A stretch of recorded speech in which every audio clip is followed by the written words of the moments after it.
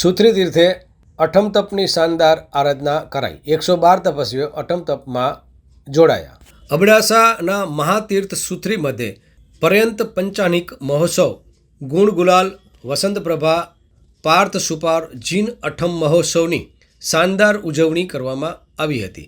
અચલ ગજાધિપતિશ્રીના આજ્ઞાનું વર્તીને પરમ પૂજ્ય સાધ્વી પર્વતીની મહતારા સાધ્વી મુખ્ય વસંત પ્રભા શ્રીજી મહારાજ સાહેબની પાવન સ્મૃતિમાં પોષ દસમી અઠમ તપ મહોત્સવની આરાધના કરવામાં આવેલ।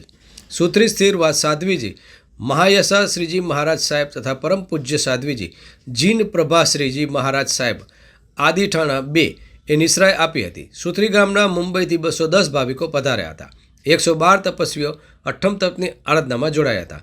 આ મહોત્સવમાં ગુરુ મૈયા વસંત પ્રભાજી શ્રીના ગુરુ ભક્તો એવા 14 સંઘપતિશ્રીઓએ સુંદર આયોજનનો લાભ લીધો હતો।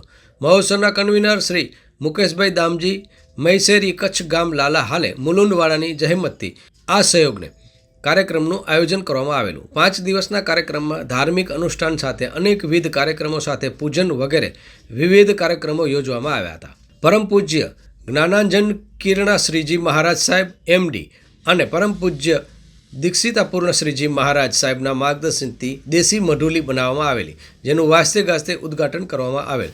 આ દેશી મઢુલી લોકોના આકર્ષણનું કેન્દ્ર બનેલું હતું। પરમ પૂજ્ય સાધ્વી શ્રીજી વસંત પ્રભાજી શ્રી મહારાજ સાહેબની દીક્ષા સુત્રીमध्ये 72 વર્ષ પહેલાં થયેલી, જેમની સ્મૃતિમાં એમના શિષ્ય જીન પ્રભા શ્રીજી મહારાજ સાહેબે પ્રથમ મહોત્સવનું આયોજન કરવા પ્રેરણા આપી હતી। આ અવસરે દાતાશ્રી પરિવારો તથા અઠમ તપના તપસ્વીનું બહુમાન કરવામાં આવેલ।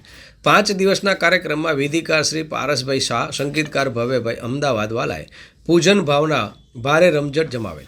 સુત્રી સંઘના સર્વે ટ્રસ્ટીઓ સાથે ટ્રસ્ટી શ્રી અશોકભાઈ મોતા, ચેતનભાઈ મોમાયા, ગુલાબભાઈ છેડા વગેરે ઉપસ્થિત રહ્યા હતા। કાર્યક્રમનું સંચાલન કન્વીનર શ્રી મુકેશભાઈ મૈસરીએ કરેલ। પેઢીના મેનેજર જિજ્ઞેશભાઈ છેડા તથા સર્વે કાર્યકરો અને સ્ટાફે સર્વે મહોત્સવને સફળ બનાવવા જહેમત ઉઠાવી હતી। આ અંગે અખબારી યાદી પ્રબોધભાઈ મુનવર દ્વારા મળી હતી।